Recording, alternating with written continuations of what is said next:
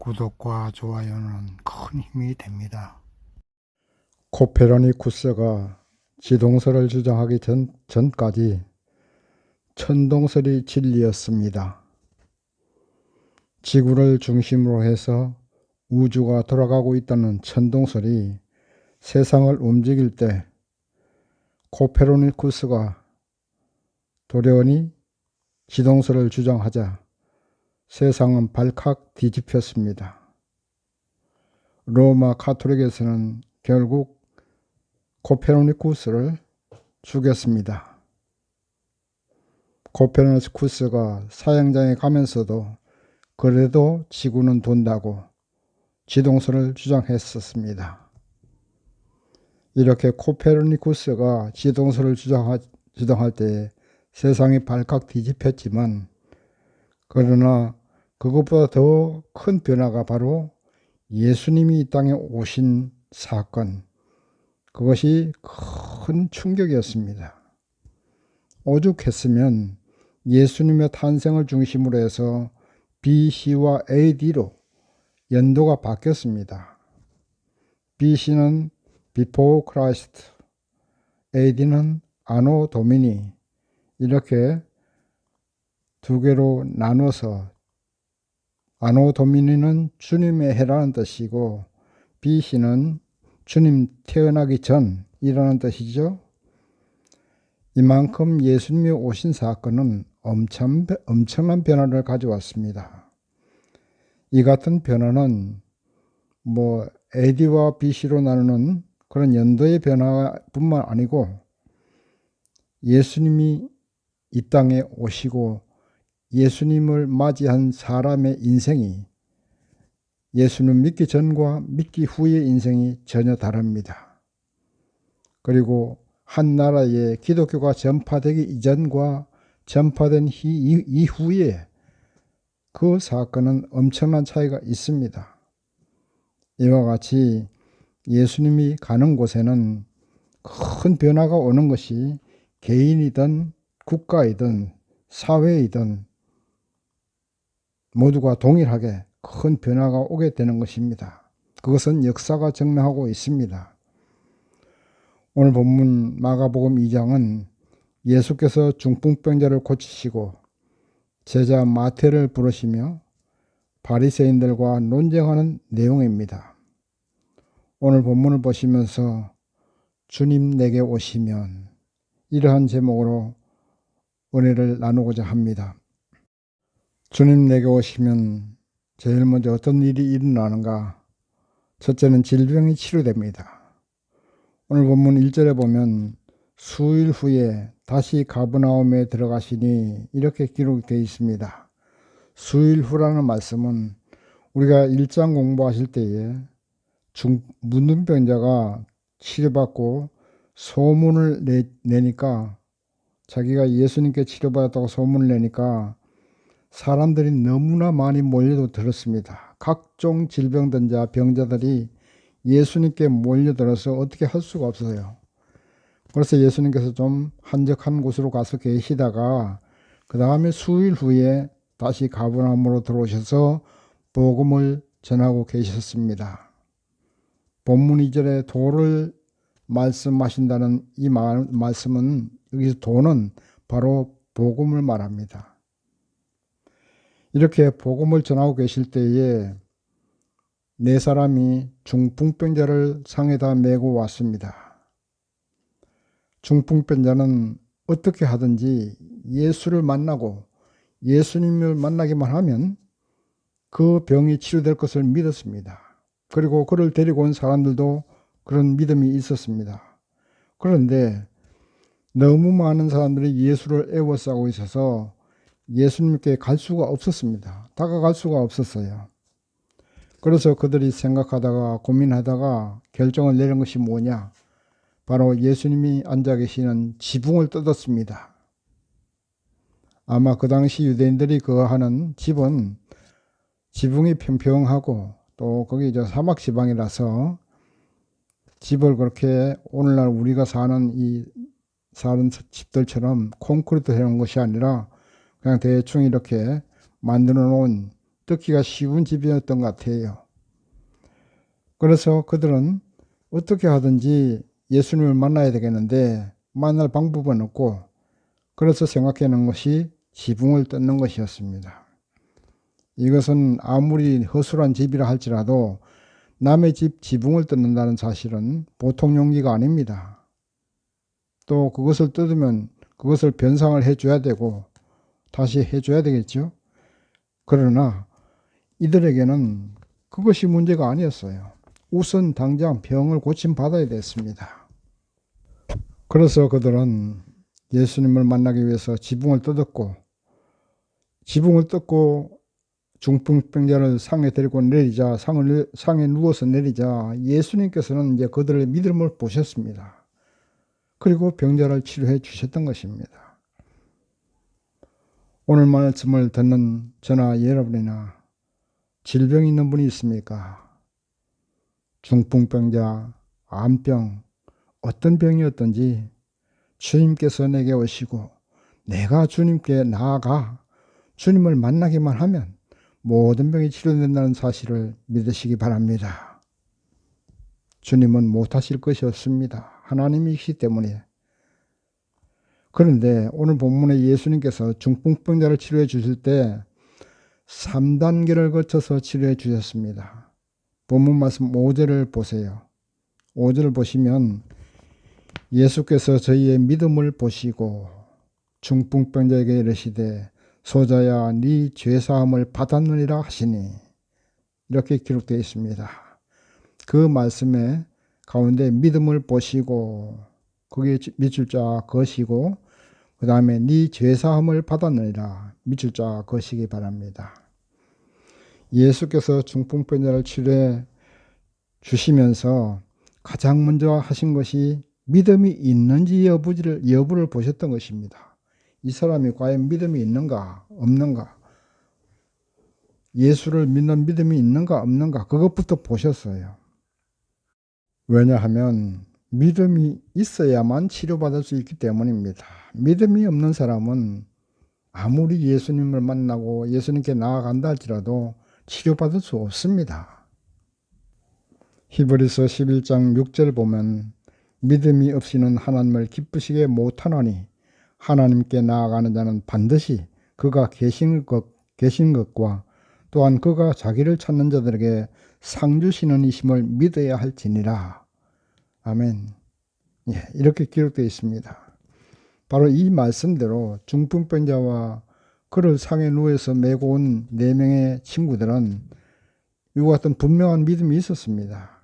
예수님을 만나고 예수님을 만나기만 하면 이 중풍병이 반드시 치료된다, 이러한 믿음이 있었던 겁니다. 하나님께 치료받기를 원하시는 분은 예수님이 나의 주인이요, 내가 예수 앞에 나아가고 주님이 내게 오시면 나의 병은 치료받는다는 확실한 믿음이 있어야 됩니다. 치료받으시기를 원하시면 이와 같은 믿음을 가지시기를 바랍니다. 그래야 고침받을 수 있기 때문입니다. 주님이 내게 오시고 성령님이 내게 오시면 나의 병은 반드시 고침받는다는 사실을 확신을 가지시기 바랍니다. 이 말씀을 듣는 여러분도 이 시간에 여러분 마음속에 성령님을 모셔드리세요. 주 예수님을 모셔드리세요.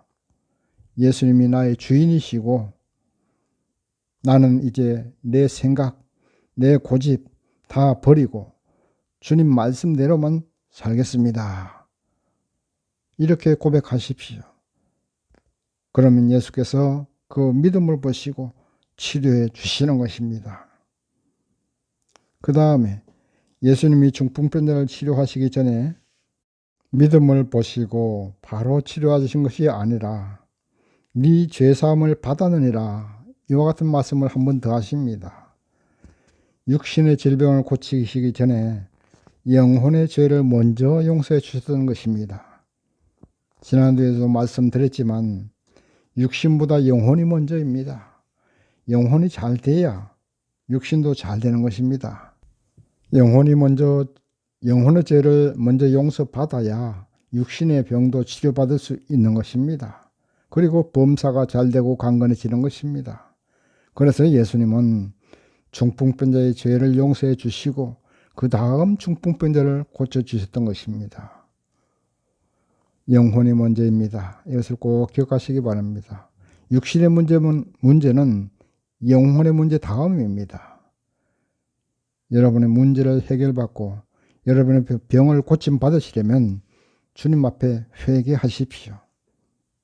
눈물로 회개하고 죄를 자백해야 됩니다.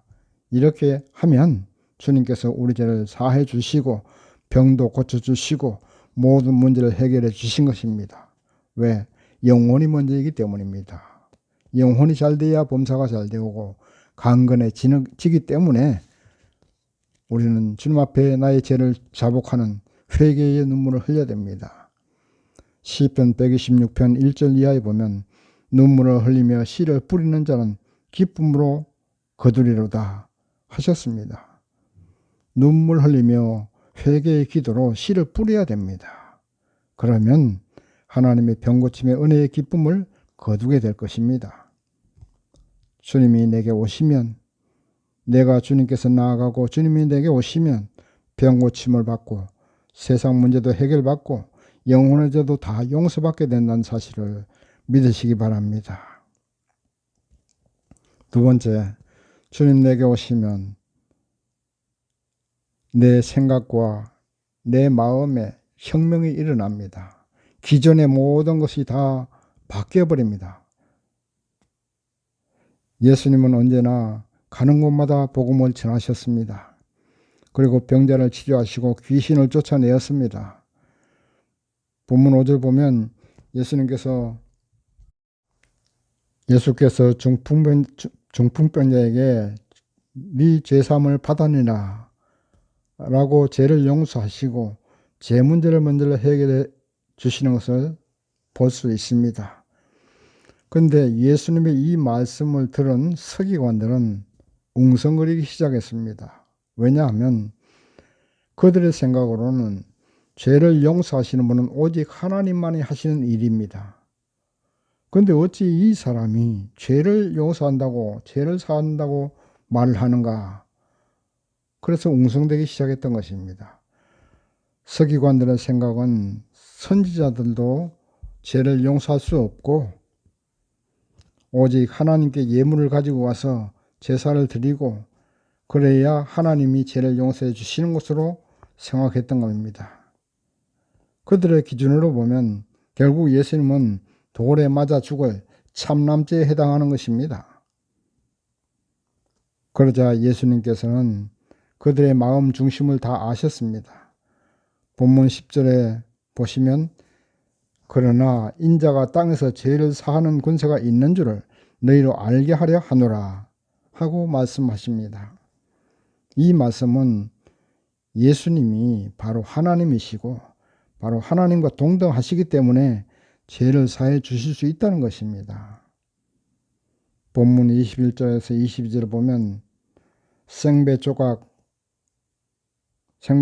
낡은 옷에 붙이면 기존 새 것이 낡은 것을 당기어 헤어짐이 더한다. 그리고 새 포도주를 낡은 가죽 부대에 넣으면 새 포도주가 낡은 부대를 터뜨린다고 말씀하고 계십니다. 여기서 말씀하시는 생배 조각 그리고 새 포도주는 바로 예수 그리스도 그분이 전하신 복음이고 낡은 부대와 낡은 옷은 서기관들과 바리새인들의 가르침 그리고 율법과 규칙을 말씀하고 있습니다. 예수께서 오시기 전에는 율법과 규칙을 지킴으로 구원을 받고 죄를 용서받고 문제를 해결받았지만 이제 하나님이신 예수께서 인간의 몸을 입으시고 이 땅에 오셔서 복음을 전하시고 있습니다. 그 복음은 바로 예수를 믿으면 죄도 용서받고 병고침도 받고 모든 문제를 해결받는다는 것입니다. 이제는 예수님이 오셨기 때문에 하나님이신 예수님이 이 땅에 오셨기 때문에 제사 드릴 필요가 없고 그렇다는 말씀입니다. 오직 예수께로 나오라는 것입니다.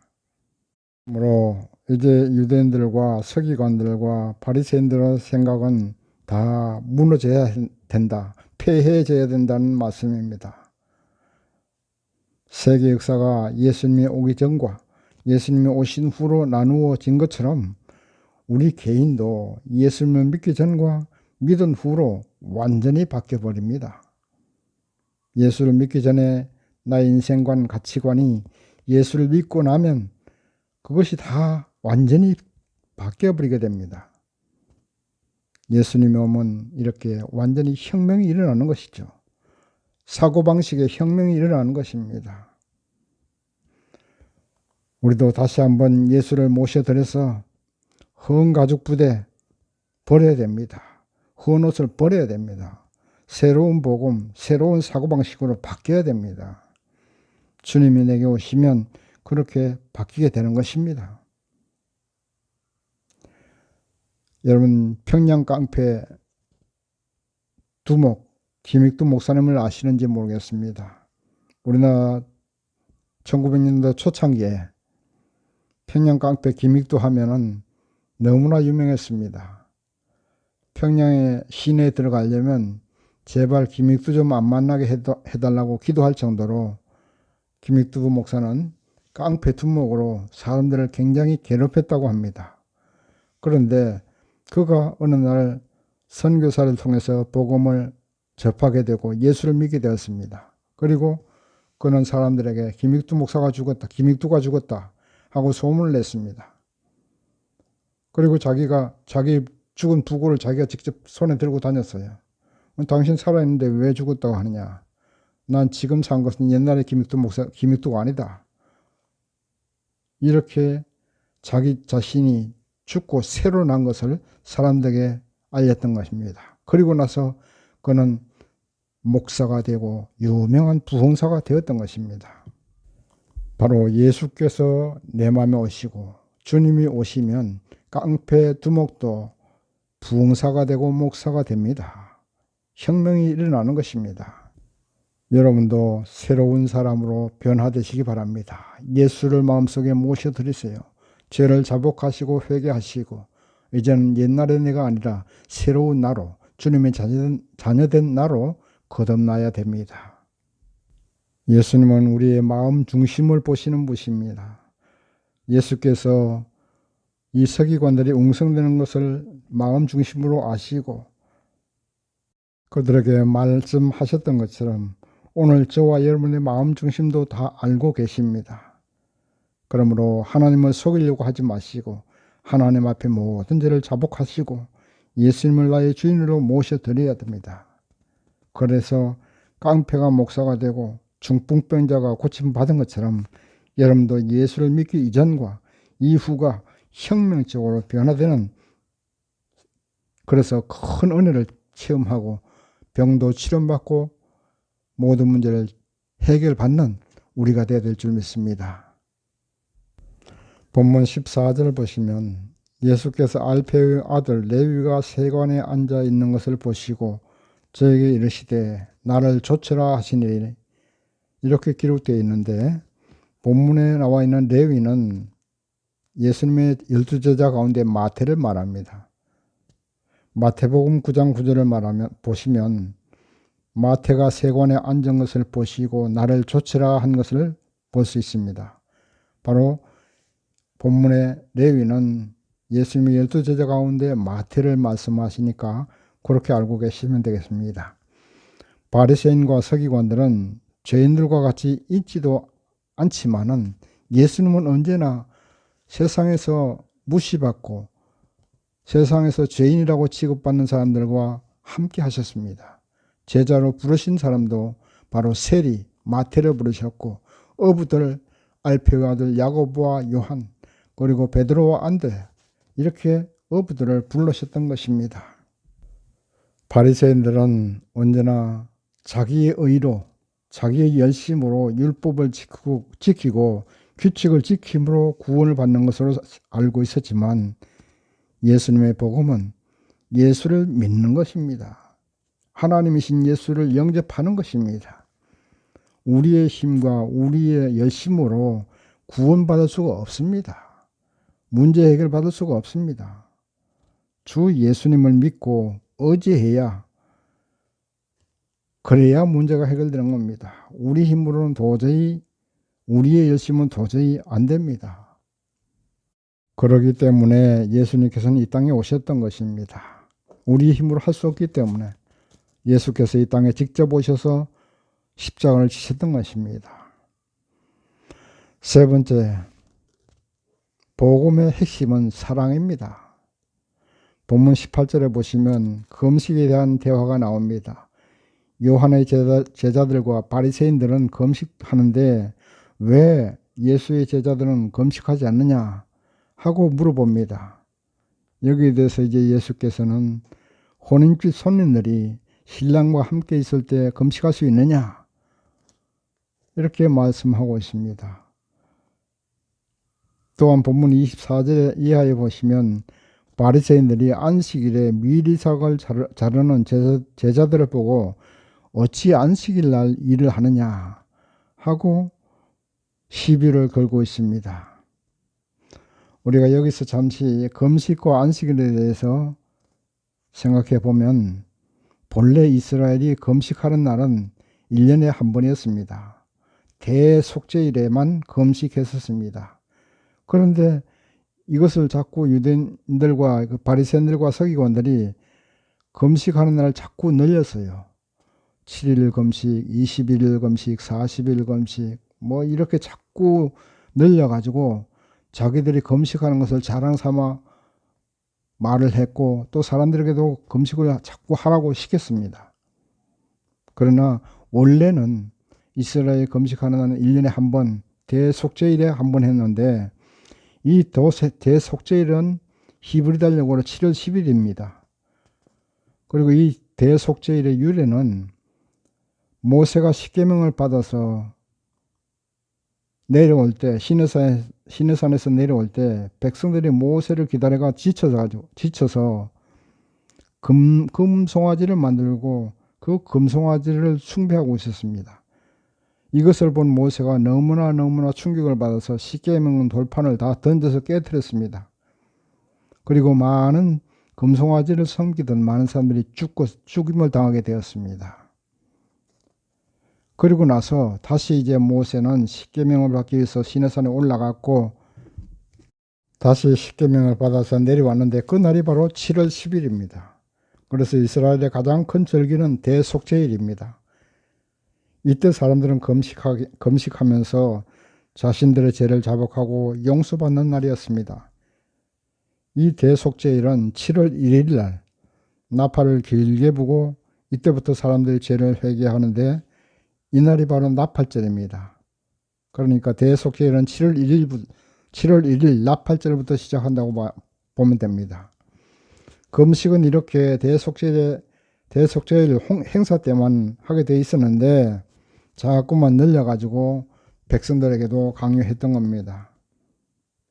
그리고 안식일날 밀리삭 베는 것도 신명기 23장 24절에 25절 말씀 보면 배고프면 포도밭에 들어가서 따먹는 것은 괜찮다.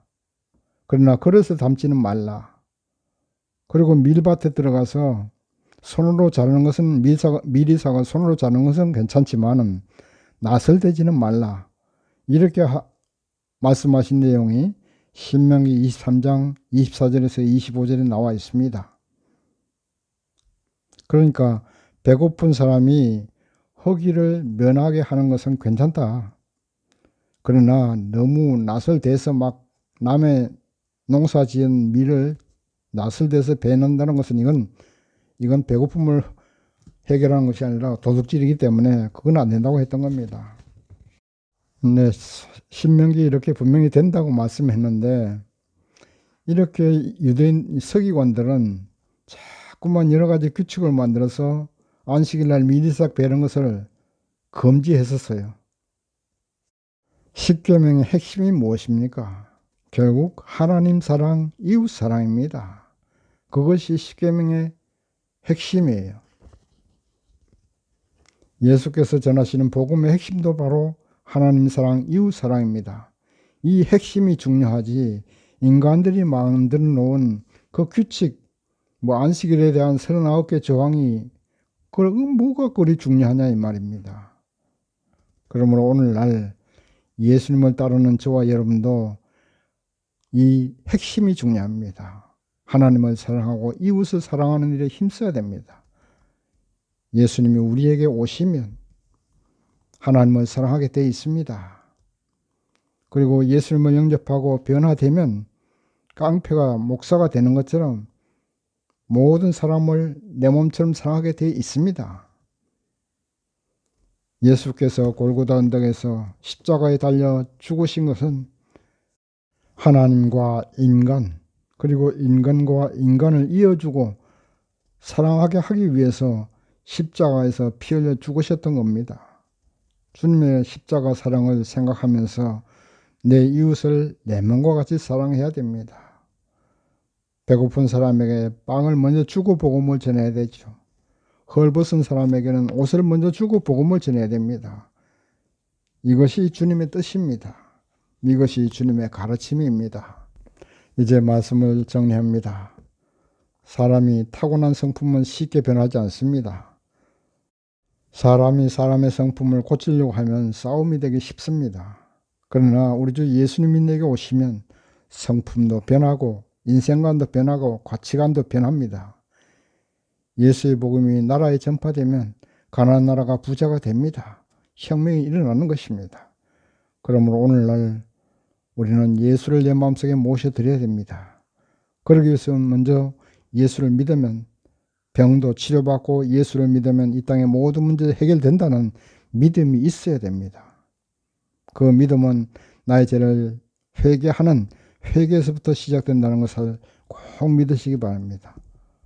중풍병자가 병을 치료받기를 원하는 간절함이 있었던 것처럼 목마른 사슴처럼 하나님의 은혜를 사모해야 됩니다. 예수를 믿자. 내 모든 죄를 회개하고 예수님의 자녀가 되자. 이러한 결심과 결단을 가지시기 바랍니다. 그리하면 중풍병자가 치료받았던 것처럼 오늘 저와 여러분도 치료받고 은혜를 받을 수 있는 것입니다. 예수께서 네 죄사함을 받았느니라 중풍병자에게 말씀하신 것처럼, 그리고 네 상을 가지고 걸어가라고 하신 이 말씀처럼 오늘 머릿속에 우리에게 하시는 말씀, 네 죄사함을 받았느니라, 너의 모든 문제는 해결받았느니라, 이런 말씀으로 받아들이시기 바랍니다. 그리고 여러분의 모든 문제 다 해결받은 줄 믿으시고 주님께 감사하는 저와 여러분 되시기를 주님의 이름으로 축원합니다. 아멘.